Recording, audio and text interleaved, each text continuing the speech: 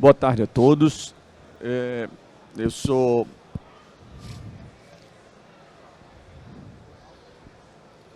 Sim, acho que sim. Acho que é diferente, é outra proposta. Como é que eu vou ver as perguntas, mas vamos lá. Porque sai no som, você está me ouvindo pelo som também. Mas a gente pode pedir aí os fones. Pessoal, boa tarde.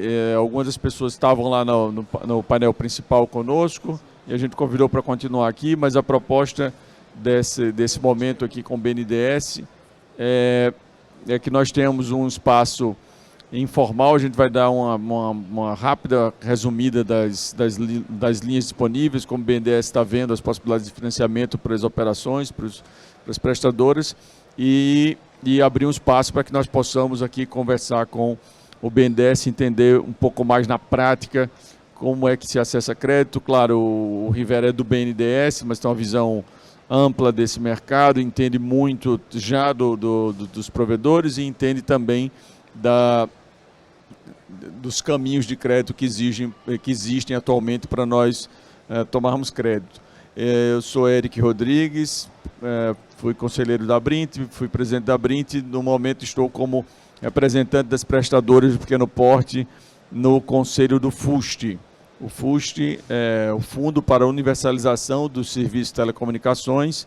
Nós temos um assento lá, que estava ocupando o assento de titular, passo a ocupar a partir do próximo mês o assento de suplente, mas estarei presente. E esse tema de financiamento, né, é um tema que eu acho de altíssima relevância, já venho nessa luta há muito tempo aí, entendendo que nós podemos fazer muito mais do que já tem sido feito através de financiamento com linhas de possibilidade com mais longo prazo e com juros menores. Eu já queria então passar para o Rivera fazer um rápido resumo e a gente abre um espaço para perguntas. Essa é a proposta. Então vamos lá, Rivera. Boa tarde a todas e todos. Vou fazer não sei se todo mundo esteve lá na plenária, mas eu vou fazer um resumo geral aqui dos instrumentos, né? O banco é um banco centralizado, né? O BNDES não tem agência, né? Então, tipicamente a gente atua em créditos diretos a partir de 10 milhões de reais. Então, tipicamente o provedor tem que estar faturando ali acima de 40 milhões para a gente poder fazer um acesso direto, porque a nossa capacidade de atender ao público geral, a gente acabou colocando essa régua de 10 milhões, que por sinal é uma régua melhor do que todos os outros setores, né? Os setores do banco em geral são atingidos a partir de 40 milhões. Isso aí já é fruto do nosso esforço de poder atender essa camada aqui de provedores, que vamos lá, tem 40, 50 provedores no Brasil, pelo menos esse aqui a gente consegue atender de maneira direta. E aí todo o nosso esforço está para desenhar e melhorar nossas linhas que estão para atender todo o público que fatura aí abaixo de 40, 50 milhões, né? A gente começa essa jornada em 2015, 2016, reconhecendo que fibra ótica é um equipamento, né, que para o banco, né, o banco tem as linhas tradicionais do BNDES, Finame, cartão BNDES. A essa época eles só financiavam e credenciavam equipamentos, né? A gente não financiava insumo, não financiava material, como talvez pudesse ser enxergado um cabo de fibra ótica, né? Então, desde 2015, a gente fez um primeiro esforço de credenciar esses cabos de fibra ótica como equipamento, e de lá a gente começou a entender melhor o setor de provedores, a gente começou a atender melhor. 2015, 2016, 2017, o banco com uma linha com a TJLP, com uma moeda com um custo bastante atrativo, né? E a gente tem um boom aí de demanda, e o cartão BNDES e o Finame vem financiar um fenômeno que já era pujante na época, mas não é como é hoje aqui, depois de 8 anos, né? Mas a gente começa a trajetória aqui com cartão e Finame, que existe até hoje. 2018 o banco deixa de ter TJLP, passa a ter a TLP, que é uma moeda mais cara, mais próxima aos custos de mercado. Esses instrumentos vão perdendo um pouco de força no apoio aos provedores. Claro, a gente tem sempre a questão da garantia, que também é uma grande barreira pelo lado da oferta do crédito, né? E por outro lado a dificuldade de governança e todo o dever de casa que os provedores, naturalmente, de uma empresa de pequeno porte, isso não é só para provedor, todas as micro, pequenas e médias empresas têm essa dificuldade de traçar e começar um caminho de uma governança melhor ao longo do tempo, né? Ter números, ter balanço organizado, não necessariamente auditado, não ter apontamentos cadastrais em outras agências de crédito, enfim. Tudo que venha dificultar o acesso a crédito pelo lado dos provedores, né? E a gente começa aí, a partir de 2019 a utilizar recursos do Funtel, que é um recurso mais competitivo, né, com base em TR, e começa a buscar desenvolver soluções para atender o público de micro, pequena e média empresa, para facilitar esse crédito por parte dos provedores, né. Então, a primeira coisa que a gente buscou fazer foi colocar recursos do Funtel, só para dar um esclarecimento, né, o Funtel ele é um fundo voltado para a inovação no setor de telecom, fortalecimento da indústria de telecom. Então ele fica ali atrelado a apoiar a venda de equipamentos desenvolvidos e produzidos no país, né. Então não são todos os equipamentos que são produzidos e desenvolvidos no país, na verdade é um conjunto até de menor porte de fornecedores que tem esses produtos. Mas o Funtel tem essa finalidade, a gente decidiu começar pelo Funtel como uma forma de aprender esses instrumentos e ver o que funciona. Então a gente colocou no ano passado, no final do ano passado, o Funtel no Finame, ou seja, aquisição de equipamentos de rede e fibra ótica no Finame, que tem a tecnologia nacional, então tem uma série de fornecedores, por favor gente, isso aqui não é propaganda, mas tem Datacom, Telbras, Padtech, tem um conjunto de equipamentos que foram desenvolvidos no país que hoje podem ser financiados com um custo que chega a TR mais 7. A gente está falando de um custo que é 9% ao ano, numa Selic de 13,75, ou seja, é abaixo da Selic, bem abaixo da Selic, que está disponibilizado. Hoje, é o único agente financeiro que vem rodando isso, por enquanto, é o BRDE, e a gente está trazendo agora uma inovação que vai ser implementada em breve, que é para estimular esses agentes financeiros a rodar esse recurso, que é a taxa fixa. Ao invés de repassar esse recurso a TR mais alguma coisa, a gente repassa com uma taxa fixa, simplifica para esse agente financeiro adotar a linha e passar a rodar. Tá? Isso é um detalhe técnico aqui, só para vocês entenderem que a dificuldade que a gente está tendo em ter mais agentes rodando esse recurso que é barato para financiar equipamentos que muitos de vocês vêm adquirir. Deixa eu citar o equipamento da DPR aqui, para o Luiz não ficar chateado também, que tem equipamentos com tecnologia nacional. Então isso é um caminho. O outro caminho é o de FDIC. A gente sabe que os provedores foram ao longo desses últimos anos, cresceram com recurso próprio, mas também com muito financiamento dado pelos fornecedores de equipamento, né, fornecedores e distribuidores de equipamentos, que ao longo do tempo entenderam como dar crédito para os provedores, aprenderam como ir disponibilizando e aumentando esse limite de crédito ao longo do tempo, e estão próximo de vocês, né, dos provedores. Então, nada mais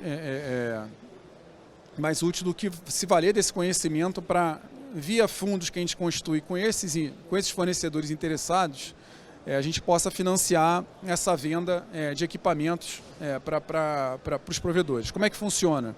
O provedor ele vende num prazo maior, com recurso mais barato que a gente disponibiliza. Deixa eu dar um passo atrás aqui. O fornecedor, vou pegar o caso da DPR, porque o Luiz veio ver a palestra aqui. Então, a gente vai colocar a DPR vai colocar 20% do fundo, o BNDES 80% do fundo. Esses 100 milhões aqui no total, que o fundo vai ter um período aqui de aporte que a gente vai fazendo em conjunto, e esse aporte vai se materializando e venda na ponta.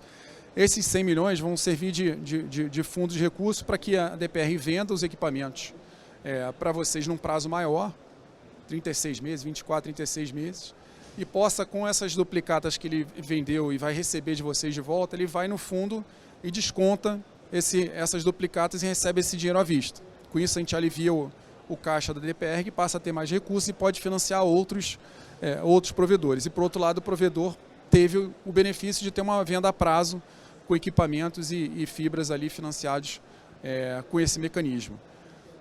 Por que esse mecanismo é interessante? Porque não depende de banco.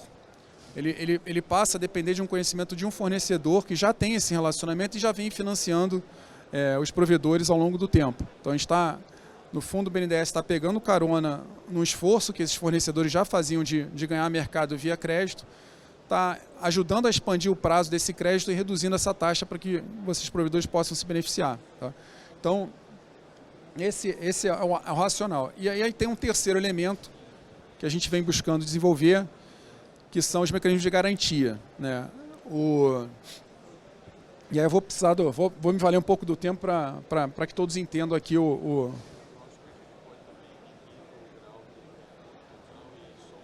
soltando. Tá ok.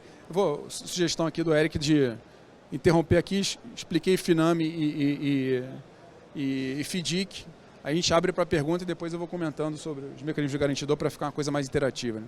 Eu acredito que a gente pode, até pela demanda aí, para a gente sentir um pouco o público, aí eu tenho algumas perguntas, né? E o Rivera tem mais um conteúdo aqui complementar que é interessante. Mas a gente podia fazer uma pausa para entender se alguém tem alguma pergunta sobre essa fase, sobre o tipo de operação com o BNDES. E aí a gente segue nessa segunda parte. O que vocês acham aí? Se alguém tem já alguma pergunta na mão, me avisa aí. Então vamos fazer o seguinte, eu acho que vale o complemento e depois eu faço as minhas 2, 3 perguntas aqui. Mecanismo de garantia, né? O banco está há uns 15 anos buscando aprender como fazer fundo garantidor, né? Esse é um elo que talvez o mercado bancário no Brasil ele não tenha se desenvolvido de maneira par e passo com outros mercados que têm mecanismo de garantia já em difusão. Né? Acho que a gente está alcançando uma maturidade que a gente ainda não tem, mas ainda está nessa trajetória. Outros países têm mercados de garantia de crédito muito mais desenvolvidos que o Brasil tem. Né? O banco está buscando ajudar a desenvolver esse mercado de garantia de crédito. Né? A gente tem, aí, há cerca de 8 ou 10 anos, já existe o Fundo Garantidor de Investimentos, que foi um fundo feito para micro, pequena e média empresa, não importa o setor. Tá? Um mecanismo em que o banco aportou um recurso e outros 8 bancos aportaram também recursos nesse fundo garantidor. E esse fundo garantidor lastreia a operação de crédito de diversos agentes financeiros. Como é que funciona um fundo garantidor? Um banco,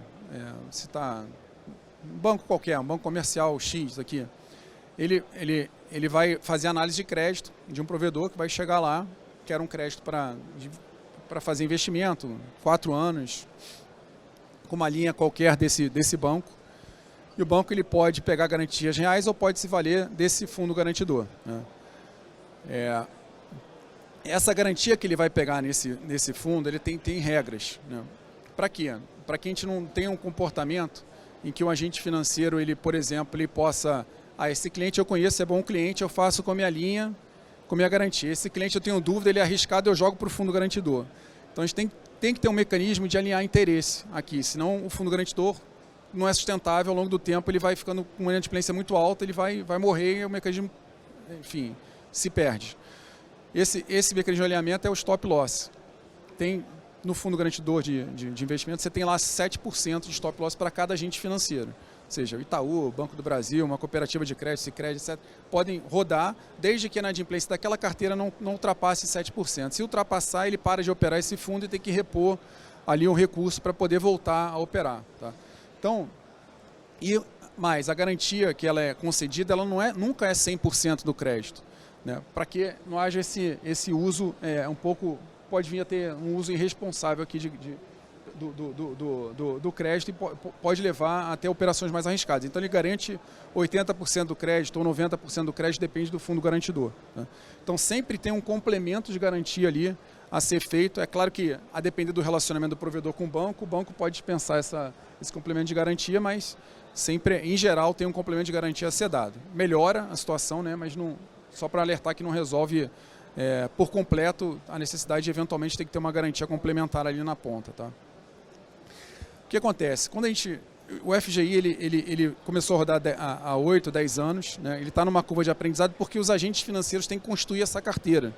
Ao longo do tempo, ele tem que ir jogando operações de crédito para essa carteira de garantia para construir uma carteira diversificada e ele possa atender esse stop loss. Então lá o Banco Sicredi, o Banco Itaú, qualquer banco, ele tem que fazer 100, 200, 300, 400 operações com essa garantia para ter certeza que ele não vai furar os 7% do stop loss. Se ele fizer só 2, 3, 4, 50 operações só, não vai ter uma carteira pulverizada o suficiente para obedecer essa regra, que é uma regra chave.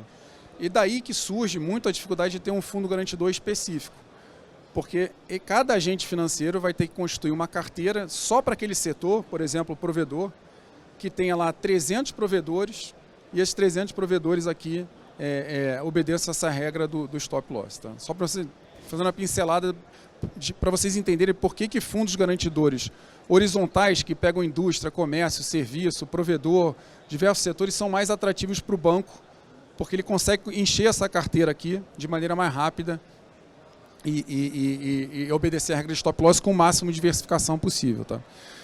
Então, o FGI ele tem essa dificuldade, o FGI, que é um fundo horizontal, ao longo do tempo veio num crescimento, né, um crescimento relativamente lento, né, e aí a turma que toca o fundo garantidor no BNDES foi aprendendo quais são os gargalos. Né.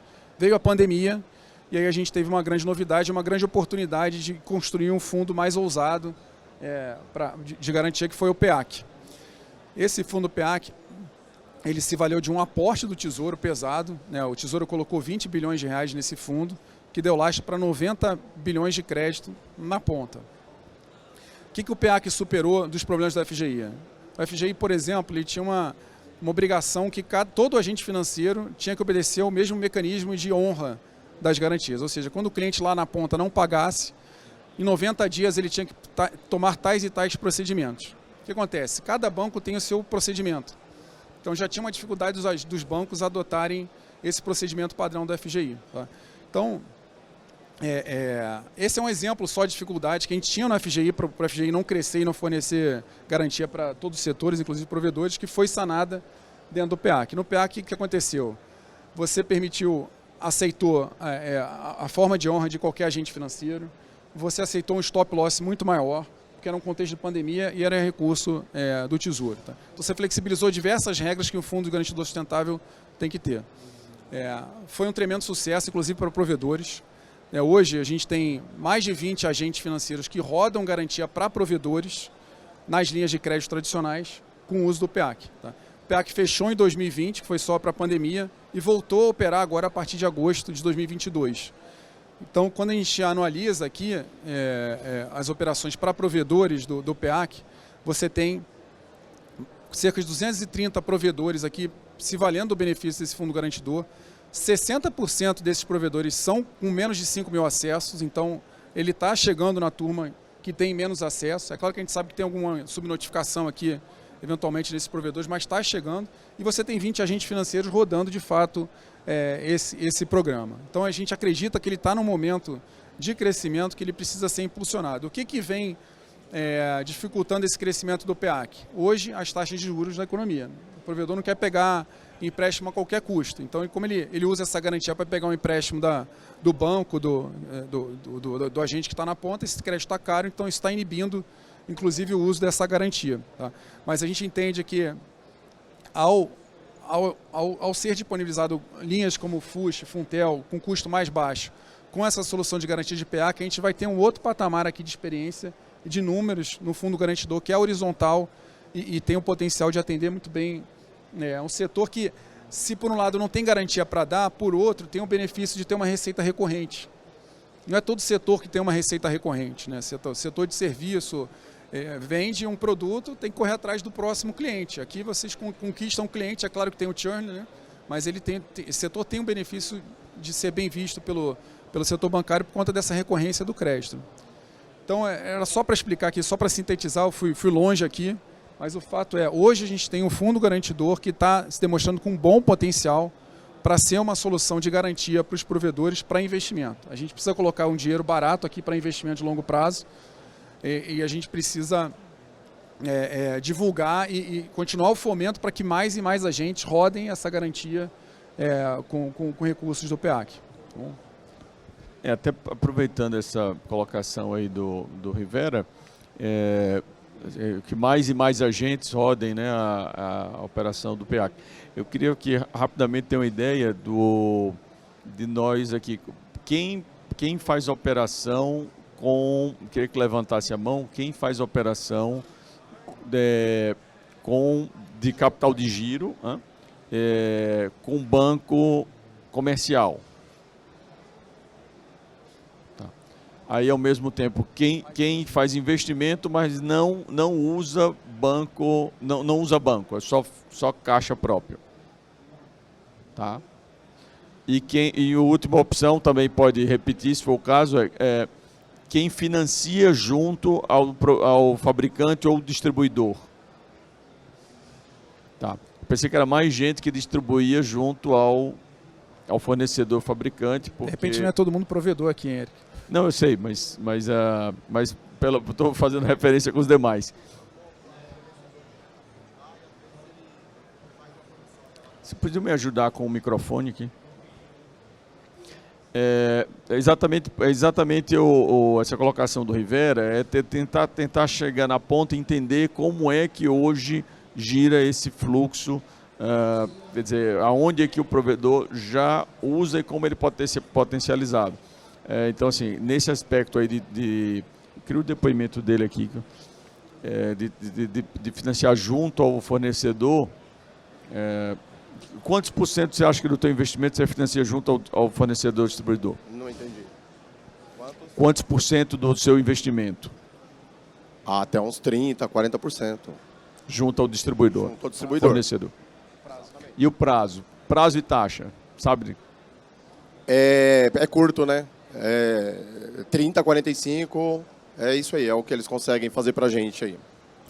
Dessa forma. É exatamente esse endereçamento aí que a gente está acreditando que a criação dessa ferramenta e a ampliação dessa ferramenta do FDIC pode potencializar esse prazo e essa taxa. Aproveitar aqui e ouvir agora do lado da DPR que está começando a utilizar um FDIC, qual a percepção? Qual a percepção do potencial dessa ferramenta no mercado? Boa tarde. Nós desenvolvemos essa parceria, estamos iniciando com isso agora. A expectativa é que a gente faça essa primeira tranche de 100 milhões esse ano ainda. Está acelerado, já fechamos alguns contratos, tem um processo de flexibilização, de documentação, para que a gente possa fazer esse dinheiro chegar muito mais facilmente ou com menos dificuldade para os provedores menores, né? Mas a nossa expectativa é que esses primeiros 100 milhões a gente viabilize até o final do ano. Eu acho que é um belo índice. A gente agradece a parceria com a DPR. A gente é o segundo fundo, né? Então a gente não tem certeza que tem muito a melhorar no caminho, né? Mas entre um distribuidor arrojado, e ainda bem que é arrojado, porque assim que muitos provedores se beneficiaram ao longo do tempo desse crédito, fizeram investimentos, e um banco público, a gente tem que achar um caminho aqui do meio. Mas essa tensão é positiva, ela é boa, né? De novo, é uma ferramenta que a gente está aprendendo, né? E a gente precisa ter um terceiro, só para vocês entenderem, no FDIC eu preciso ter um terceiro entre o BNDES e a DPR que seja o fiel depositário da regra de crédito, né? Para que esse terceiro observe que todo provedor que está sendo financiado atenda aquele requisito de crédito, né? É uma questão de política de crédito. Então, é claro que essa política de crédito pode ser aperfeiçoada ao longo do tempo, né? Isso a gente vem percebendo, e é natural que a gente comece de maneira um pouco mais conservadora na implementação, para que a gente possa, ao longo do tempo, não desperdiçar esse tipo de instrumento tão bom, né? Eventualmente com um eventual fracasso que a gente tem certeza que não vai acontecer aqui no caso. Então, só para a gente não se perder em tantas sopas de letrinhas, nós temos o FDIC, que vai ser um fundo fiduciário, e nós temos os fundos que propiciarão tomar direto com o banco e a gente escolher o fornecedor. E isso ele vai ser alimentado via recurso do FUST. Mas, veja, não é propaganda da DPR, não. Eu queria saber o seguinte, só para fazer um contraponto aqui. Os prazos são esses e através do FDIC, não é só a DPR que vai conseguir fazer isso, mas com os FDICs, mas usando a DPR como exemplo, com esse FDIC hoje, em que se transforma taxa e prazo de pagamento? Então, uma das coisas é que nós vamos com esta operação até 36 meses. Nós continuamos com a condição de ter carência, então na condição mais longa você tem 6 meses de carência e mais 30 para pagar, né? Ou seja, vamos até 36. E acho que é importante frisar um pouco o assunto da taxa, né? Nós trabalhamos hoje com uma taxa que é menos de 1% ao mês, né? Que deve estar hoje 0,97, 96, que é juro negativo hoje, com a realidade que nós temos do dinheiro hoje no Brasil, né? Temos uma pergunta aqui. Para o que a gente paga hoje, eu tomei crédito recente, achei que estava bom a 1,73. só queria fazer um depoimento também, exemplificar o que foi apresentado, né? A gente, até em relação à sua pergunta, em relação a crédito com bancos comerciais, hoje a nossa proporção é mais ou menos 30% banco comercial e 70% via concessão com fornecedor, no caso justamente a DPR. E a gente estava num processo de expansão para uma cidade, a gente é de uma cidade pequena, né, de 12 mil habitantes, atende outras cidades pequenas no redor, e a gente estava com um desafio para levar a fibra para uma cidade de 300 mil habitantes, no caso Bauru, lá no interior de São Paulo. E a gente estava com dificuldade de obtenção de crédito, justamente em virtude da garantia. Um banco comercial, né, que queria garantia real, né, e era a dificuldade que a gente enfrentava. A gente até conseguiu um certo valor, mas limitado, ali a questão da garantia, e foi onde a gente conseguiu a alternativa junto à DPR, que a gente conseguiu a expansão e está fazendo a fibra, levando para a cidade com 100% ali. Então, assim, só para exemplificar a situação, a importância, né, do fornecedor, né, da parceria com os fornecedores, e é muito bem-vindo, né, o FDIC, justamente, igual o seu Wander falou agora, a taxa está caindo praticamente pela metade. A gente é um dos que a gente está em tratativa já com a DPR para conseguir o acesso junto ao FDIC. E eu gostaria só de passar uma dificuldade que a gente está tendo, que é em relação à necessidade de fabricação nacional ou de tecnologia nacional. Para a questão dos materiais, dos passivos, ok, a gente tem diversos fornecedores, né? Porém, a gente utiliza um ativo que é tecnologia, né, de fora. E esse daí representa 50% ou mais, até mais, do projeto, tanto da construção da rede quanto da ativação do cliente. Isso acaba limitando bastante, né, a necessidade. Então, é uma dúvida que eu deixo aqui, se tem alguma coisa sendo vista nesse sentido, né, de flexibilizar aí, em relação aos equipamentos de fora, né? Perfeito, boa pergunta. A gente... FUST e Funtel são fundos que obedecem a agente financeiro. A gente opera esses fundos. Eles têm uma finalidade específica. Então, o Funtel ele tem como objetivo o fortalecimento da indústria que desenvolve tecnologia local. E a gente vai acabar aqui fazendo um painel de propaganda da DPR, né? Mas acho que é só para ressaltar esse ponto, né? A DPR ela vem, importa produtos, distribui também, mas também tem um esforço de inovação que é o foco do Funtel. O objetivo do Funtel é fortalecer a empresa, a indústria que está botando engenheiro, correndo risco inerente ao processo de inovação e desenvolvendo soluções que têm impacto na melhor operação local. Então, por hoje, a gente só estar operando o Funtel, a gente fica limitado a isso. A gente tem que fazer um fundo, um FDIC, que é para apoiar a comercialização de bens que foram desenvolvidos localmente. A despeito de toda a provocação da DPR para poder financiar toda a linha de produtos dela, mas a gente tem que obedecer o objetivo finalístico ali do fundo.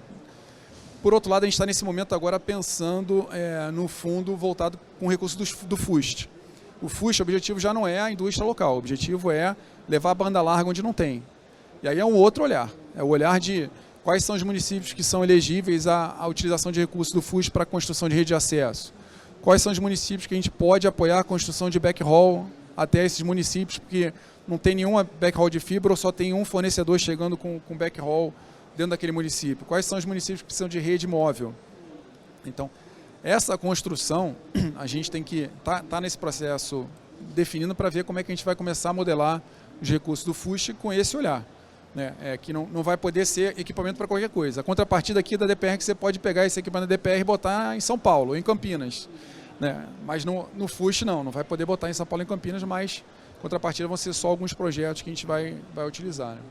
Rivera, talvez até espera só um pouquinho aí para devolver a pergunta. Esse teu projeto é para a área nova que não tem fibra ou um projeto onde já teria algumas outras operações de fibra? Nesse caso, que a expansão que a gente fez é uma cidade, né, que já tinha a fibra, só que assim, são as grandes operadoras e agora as médias operadoras, né? Provedor local, de menor porte, a gente acaba sendo o único ali na situação, né? Mas já tinha, sim, fibra. Hoje, dificilmente, não tenha uma área urbana, algum local que não tenha nenhuma fibra, assim, né? Aí, só gostaria de complementar uma outra questão, que é, você comentou, o FUST, então, não vai ter essa limitação em relação a ser fabricante nacional, né? E, pelo que eu entendi, ele ainda não está, ele está na fase final, mas ainda não está disponível. E vai ser operado através de agentes, né?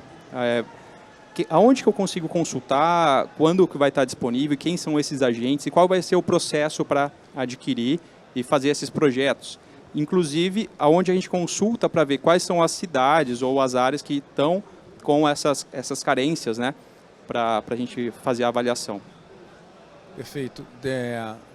Vou distinguir aqui, tá? O FUST, a gente vai atuar tanto com o FINAME quanto com o FIDICS, tá? No caso do FINAME, por uma restrição do BNDES, a gente não financia e não credencia equipamento que não seja produzido localmente. A gente não vai exigir produto com tecnologia nacional, mas vai exigir que o produto tenha o PPB, tenha lá ele tenha sido montado localmente, pelo menos. Tá? Então, com os bancos, com garantia, se garantia ou não, o financiamento pode ser 100% de fibra, desde que seja montado localmente. Tá? Aqui no FIDIC, no Finame Funtel, que também já está disponível, tem que ter um percentual de equipamentos com tecnologia nacional. Mas isso é financiamento via banco. Via FIDIC, a gente a princípio não tem restrição da origem desse equipamento. Então a gente está pensando e modelando o FUST à luz desses projetos e qual contrapartida que a gente vai exigir. Tá? Qual é o desafio aqui? A gente tem que ser uma exigência de verificar qual é o projeto que está sendo apoiado, que um gestor qualquer possa fazer esse acompanhamento pelo BNDES e prestar essa informação pelo BNDES. Tá? Então a gente está modelando qual é a exigência que a gente vai ter para esse gestor. Então, por exemplo, na parte de rede de acesso, o FUST tem um conjunto de cidades que a gente pode apoiar a construção de rede de acesso. Vai estar lá no site da Anatel essas cidades. Então eu tenho que garantir que o gestor que vai fazer com uma distribuidora, por exemplo, um FIDIC, ele vai garantir que todo investimento, todo equipamento que foi comercializado pelo esse distribuidor foi alocado naquelas cidades.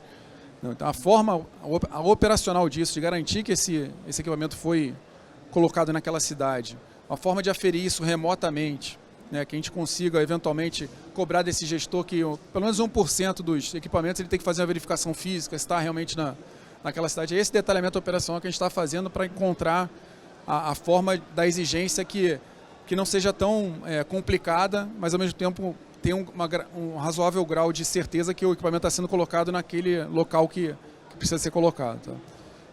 Eu não sei se eu respondi a pergunta, mas o lançamento, né? Depende do governo agora. Né?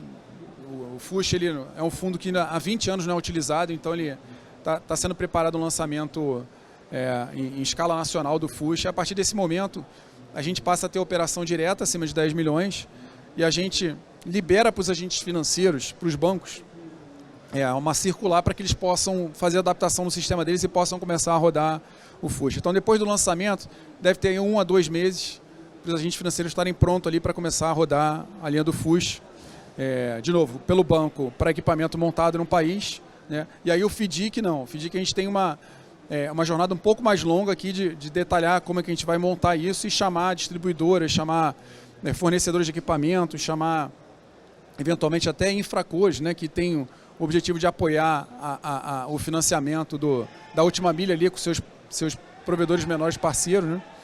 Então a gente está... Aí deve demorar um pouco mais, talvez 6 meses, para a gente vir a ter um primeiro fundo já operacional. Obrigado. Acho que tem uma...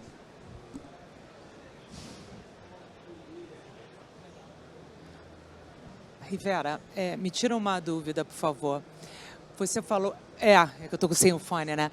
Você falou especificamente que as localidades vão estar no site, já estão no site da Anatel, devidamente atualizadas, e elas fazem referência a projetos que estão no caderno de projetos.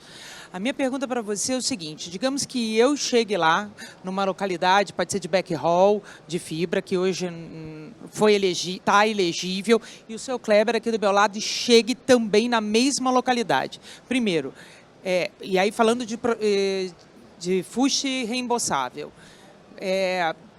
os dois vão ter direito? o caderno de projeto leva em consideração uma referência de valor.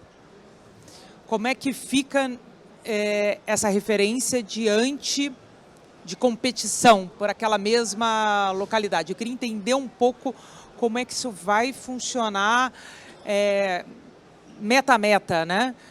Se a existência de um interesse muito grande, como fica diante de uma determinada localidade diante de uma existência muito grande de interesse para daquele mesmo projeto naquele mesmo município? Só pergunta fácil, né? Tem que perguntar para a pessoa certa. Só para separar todo esse acompanhamento de exigências, de ir naquela localidade, de obedecer o caderno de projetos, é para operação acima de 10 milhões. Tá? O Finame-FUST, ele vai financiar a compra de equipamento montado no Brasil para micro, pequeno e médio provedor, faturamento até 300 milhões. E não vai ser observado onde esse provedor está instalando. Parte-se da premissa que micro, pequenos e médios provedores atuam de maneira inteligente, complementando, buscando as áreas onde há falha de oferta de serviços de internet. Tá? Só para distinguir, porque eu vou responder a pergunta, eu estou falando dos projetos acima de 10 milhões. Tá? A gente vai ter uma sistemática de interação com a Anatel, na medida que a gente vai analisando os projetos, identificando, está chegando o backhaul naquela cidade, a gente, na hora de aprovar, a gente passa a informação para a Anatel passa a atualizar o painel e aquela localidade sai da lista de... Mas se chegarem dois juntos? Por enquanto, o BNDES é o único agente financeiro. Então, a gente, no momento da aprovação, só vai ter um sendo aprovado. Mas qual o critério de diferenciação? Como é reembolsável, só para distinguir, né? Quando a gente está falando de um recurso não reembolsável, é um recurso bastante nobre. A gente tem que ter um nível de precisão muito cuidadosa com o recurso público, né? Mas a gente está falando de um crédito. Ele é um crédito mais barato, mas é um crédito. Esse dinheiro vai... Então não é um recurso tão nobre do ponto de vista do recurso público, né? Que é um dinheiro a fundo perdido eventualmente. Então, se eventualmente, o que eu estou comentando aqui, o FUST é uma jornada em construção. A gente vai dar o primeiro passo do FUST depois de 20 anos e coisas vão ser aperfeiçoadas ao longo do tempo. Se por um acaso a gente tiver uma situação que um provedor chegou e o outro provedor chegou na sequência, um financiado pelo FUST chegou, a gente autorizou, aprovou. Nesse meio do caminho, um terceiro provedor entrou e fibrou. Acho que o tipo da coisa que a gente vai acomodar e aceitar, porque aquela cidade passou a ter 3 fornecedores de backhaul. Acho que, na pior das hipóteses, você passou a ter uma cidade bem abastecida. E na regra geral, isso não vai acontecer. Espera-se, né? Que seria muita coincidência. Você ter as 200 cidades que hoje não tem backhaul de fibra, de repente todo mundo está interessado, sem financiamento, chegar nessas cidades, enquanto a gente está financiando do outro lado. Eu acho que é pouco provável, mas eventualmente pode acontecer, mas a gente está falando de um recurso reembolsável. Então isso acho que é um erro menor diante do benefício de levar a banda larga para essas localidades. Né? E essa referência do caderno de projetos, como é que ela vai funcionar? Então o caderno de projeto ele não tem o município. O caderno de projeto ele está dizendo assim, vai poder, só para colocar o pessoal na página, hoje já está disponível, tem uma página do FUST já. Eu não sei se quem tiver interesse em ler toda a papelada lá e investigar, mas tem um caderno de projetos que foi aprovado dizendo, essa prioridade que foi dita aqui pela Anatel e pelo ministro, dizendo quais são as prioridades do FUST para os próximos 5 anos, por exemplo, construir rede de transporte de alta capacidade onde não tem. Essa está lá na portaria do Ministério. Né? Como é que isso está materializado em projetos? Aí no caderno de projetos, que foi aprovado recentemente pelo Conselho Gestor do FUST, diz, são as localidades que têm, são os municípios que ou não tem um backhaul, só tem um fornecedor de backhaul. Isso vai estar no caderno de projetos. E no site da Anatel vai ter a lista dos municípios, dos 212 municípios, se eu não estou errando de cabeça, que hoje não tem backhaul de fibra. Então, na hora da gente fazer a análise lá do projeto, a gente vai olhar se aquele backhaul está na lista dos 212 municípios e vai aprovar o projeto a partir dessa análise. Mas com aquela referência monetária que está no caderno... Essa é a pergunta que a gente ainda está no aprimoramento final, porque a gente tem uma referência de custo. Essa referência de custo ela é consagrada na metodologia da Anatel para TAC, para leilão, para diversas obrigações de cumprir em recursos não reembolsáveis, né? Porque quando a gente fala de um TAC, é uma operadora que teve ou uma multa, né? Uma operadora que recebeu uma multa de 20 milhões, e aí ao invés de pagar a multa, ela agora vai converter esses 20 milhões em construção de backhaul onde não tem, em colocar antena onde não tem. Então a Anatel tem uma metodologia para definir o custo. Qual é o custo de botar uma antena 4G em algum lugar? Qual é o custo por quilômetro de backhaul para chegar a uma determinada localidade? Então essa já é uma metodologia que é consagrada na Anatel, provada no TCU.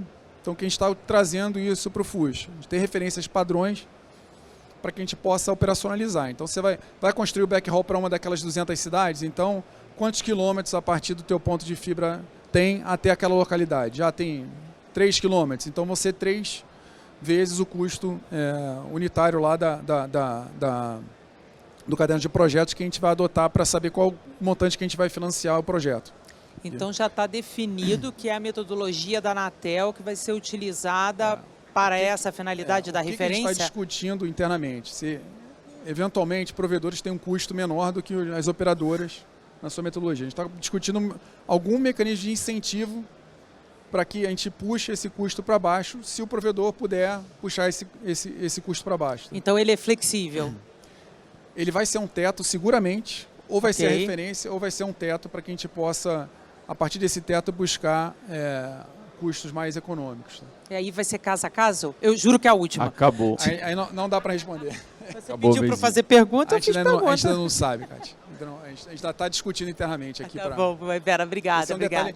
A gente vai aprender na jornada aqui. A gente vai buscar economicidade. Tem mais alguém aí? Eu queria te fazer uma pergunta, Rivera. Aqui, em que horizonte de tempo essas coisas você acredita que vai acontecer? É importante para a gente, né, depois dessas longas esperas aí, a gente está com expectativa alta, acreditando que as coisas podem começar a chegar efetivamente aí. Então, vamos para o indireto, né, que é o financiamento de maior volume, maior quantidade de operações. Uma vez lançado, a gente emite a circular um mês e meio, já vai ter banco operando. E a gente vai fazer esforço de fomento, inclusive com a ajuda da Brint, para que os bancos entendam que tem provedor querendo financiamento e que tem uma taxa boa e um bom funding para rodar ali na ponta. Banco começando a operar, operação Finame tipicamente é 15, 20 dias que se tem. Né? Então, tudo correndo bem, depois do lançamento, 2 meses já tem banco operando, 15 dias, 20 dias, primeira operação que a gente espera que já tenha na plataforma Finame e isso rodando em maior volume de operações. Para a operação direta, aí são operações de crédito maior, de maior porte. Então a análise tem um nível de customização típica do banco.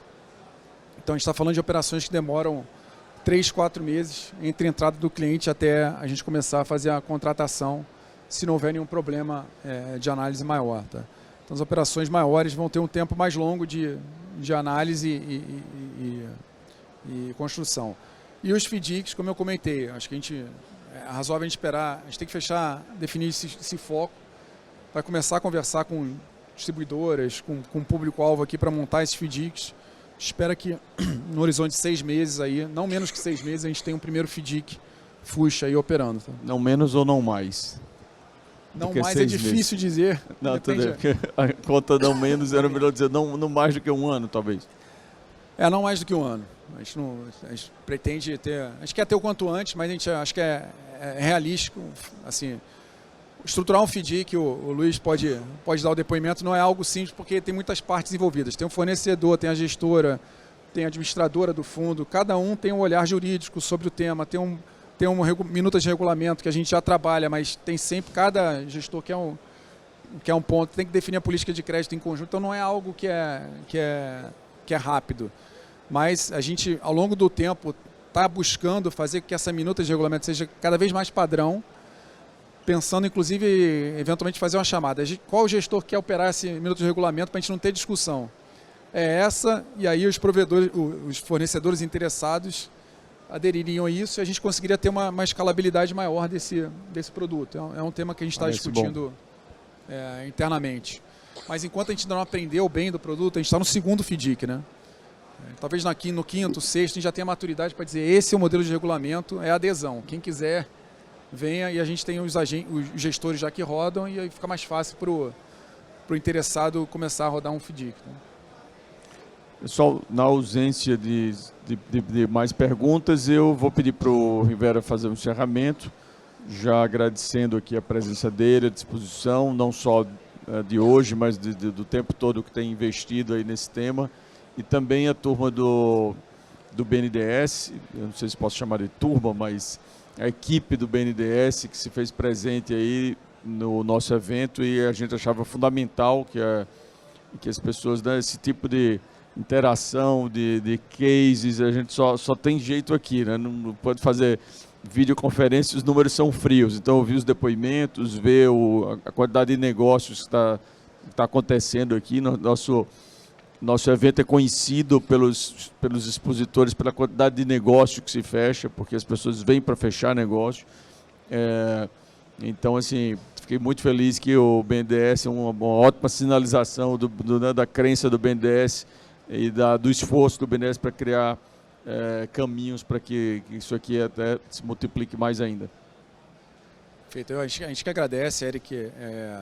De novo, né, a gente está nessa jornada dedicando tempo para provedores, né, não para o setor. O setor banco atua já há muito tempo, aí, pelo menos 8 anos. Está com uma equipe de 10 pessoas do BNDES, passaram aqui no evento, mais ou menos. Todo mundo buscando aprender, entender qual a dificuldade, como é que os fornecedores financiam, qual é a dificuldade dos provedores. Então a gente está aberto a toda e qualquer sugestão. Um ambiente como esse é super importante para a gente ouvir. Não se sintam acanhados, né? O BNDES sempre é visto como o banco das grandes operações, porque o banco não tem agência financeira. A gente depende de desenvolver parceiros para chegar até vocês. E é super importante entender, por exemplo, que o financiamento está em 45 dias aqui. A gente estava num paradigma entendendo, o pessoal está financiando há 6 meses, 1 ano, e aqui a turma está trabalhando com 45 dias. Então, se a gente fizer alguma coisa que já ajude a 1 ano aqui de crédito, já ajuda, dependendo do porte. Então, para a gente é super oportuno estar aqui, e sempre o banco vai estar à disposição aqui para atender o setor, que é um setor que está levando um bem fundamental para a sociedade, né? A conectividade. Nosso novo presidente, Mercadante, ele é muito eloquente aqui, né? Especialmente no tema de educação. A gente está alijando o jovem hoje de ter acesso a uma ferramenta fundamental, como foi o Luz para Todos lá no passado, de levar energia, né, que é um bem básico para as casas. Né? É fundamental que todas as casas e todas as escolas tenham conectividade como instrumento de equidade. Então, por isso que a gente está aqui, né? Por meio dos provedores que a gente busca. E a gente tem certeza que são os provedores, são vocês que vão levar a internet onde falta chegar, num custo adequado, aí, numa velocidade, uma conectividade significativa, né? Muito obrigado, um aplauso aqui para o Rivera e bom final de evento para todos.